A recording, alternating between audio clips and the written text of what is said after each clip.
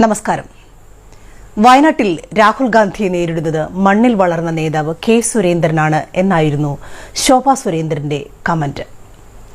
രാഹുൽ വായിൽ വെള്ളിക്കരണ്ടിയുമായി ജനിച്ച ആളാണത്രേ.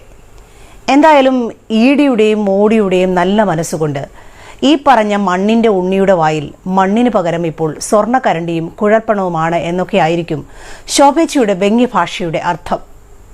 അവർ തമ്മിൽ അത്രയ്ക്ക് മിത്രങ്ങളാണല്ലോ. പക്ഷെ വായിൽ സ്വർണ്ണക്കരണ്ടിയുമായി ജനിച്ച രാഹുൽ ഗാന്ധിയെയും പിന്നെ അദ്ദേഹത്തിന്റെ പ്രസ്ഥാനത്തെയും നിങ്ങളുടെ മോഡിയും ഇഡിയും കൂടി ദരിദ്രനാക്കി എന്നും ശോഭേച്ചി മറക്കരുത്. ഇനി ആലപ്പുഴയിലെ BJP സ്ഥാനാർത്ഥി ശോഭാ സുരേന്ദ്രനോട് ചില ചോദ്യങ്ങൾ കൂടിയുണ്ട് ചോദിക്കാൻ. പണ്ട് 2014 ഗ്യാസിന്റെ വില 410 നിൽക്കുമ്പോൾ വീട്ടമ്മമാരുടെ നെഞ്ചിലെത്തി സ്വന്തം നെഞ്ചിലേക്ക് ഏറ്റുവാങ്ങി അടുക്കളയിൽ നിന്ന് ചായയിട്ട് ഗ്യാസിന്റെ വിലയെപ്പറ്റി വല്ലാതെ ആകുലപ്പെട്ട ശോഭേച്ചിക്ക് ഗ്യാസിന്റെ വില 1116 ഒരു വ്യാകുലവും ഉണ്ടാകാഞ്ഞത് വല്ലാത്തൊരു ഏർപ്പാടായിപ്പോയി.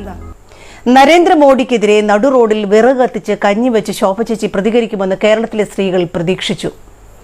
എന്തേ ശോഭേച്ചി അത് ചെയ്യാതെ പോയത്?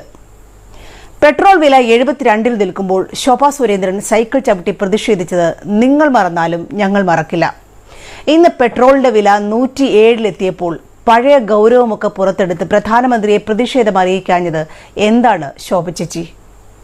ഭാരതത്തിലെ നാരികളെ മുഴുവൻ സംരക്ഷിക്കുമെന്നാണല്ലോ ശോഭേച്ചിയും പ്രധാനമന്ത്രിയും ഒരുപോലെ പറയുന്നത്. പക്ഷെ UPയിലെ ഉന്നാവിൽ ഒരു BJP MLA 23 വയസ്സുകാരിയെ മാനഭംഗപ്പെടുത്തിയപ്പോൾ അവരുടെ കുടുംബത്തിലുള്ളവരെ കൊന്നുകളഞ്ഞപ്പോൾ ഒരു പ്രസ്താവന പോലും നടത്തി പ്രതിഷേധിക്കാൻ ശോഭചേച്ചി തയ്യാറായില്ല. കത്വായിൽ 8 വയസ്സുള്ള കുഞ്ഞിനെ അമ്പലത്തിൽ തടവിൽ വെച്ച് പീഡിപ്പിച്ച് കൊന്നുകളഞ്ഞ പ്രതികളെ അറസ്റ്റ് ചെയ്തപ്പോൾ BJPക്കാരാണ് പ്രതിഷേധിച്ചത്. ഒരു അമ്പലത്തിൽ വെച്ചായിരുന്നില്ലേ ആ ദുരന്തം നടന്നത്? എന്നിട്ട് ശോഭേച്ചിയുടെ നാരീശക്തി ബോധം എങ്ങോട്ട് പോയി? പ്രതിഷേധിക്കാൻ നിങ്ങൾ തയ്യാറായോ? ഹത്രസിൽ പെൺകുട്ടിയെ കൂട്ടമാനഭംഗത്തിന് ഇരയാക്കി കൊന്നതിന് ശേഷം വീട്ടുകാരെത്തുന്നതിന് മുമ്പ് ഭരണകൂടത്തിന്റെ അനുമതിയോടെ ആ ശരീരം കത്തിച്ചു കളഞ്ഞപ്പോൾ ശോഭചേച്ചി മിണ്ടിയോ?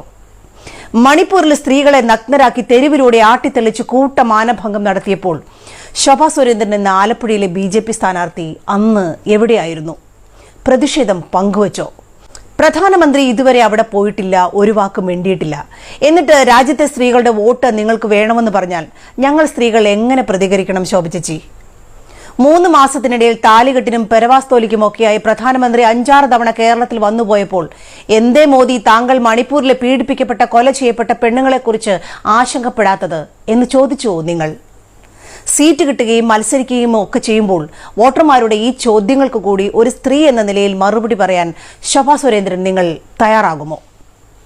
എന്തായാലും ശോഭേച്ചി മറന്നാലും ആലപ്പുഴയിലെ സ്ത്രീകൾ ഇതൊന്നും മറക്കാൻ ഒരു സാധ്യതയും ഞാൻ കാണുന്നില്ല.